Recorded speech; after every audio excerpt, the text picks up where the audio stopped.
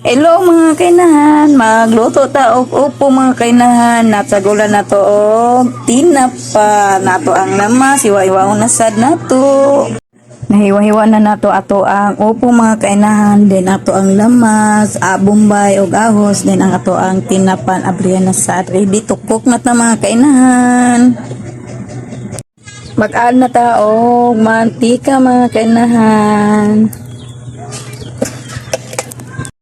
Then nag-add na ko sa ato ang bombay o ahos sa ato ang mantika kay init na.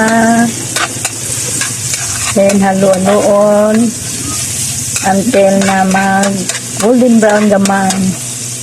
Then lumabas na ang aroma sa ato ang lamas. Then nag-add na ta sa ato ang tinapa.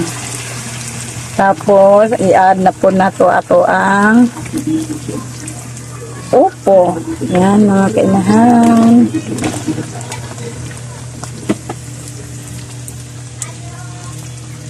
Then add ka og tuyo mga kainahan, kaunti na para di matarat. Then add na ta sa to ang seasoning.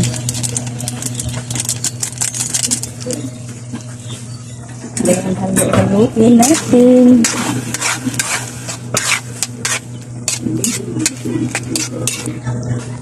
Ang luto na ato ang tinapahang upo mga kainahan.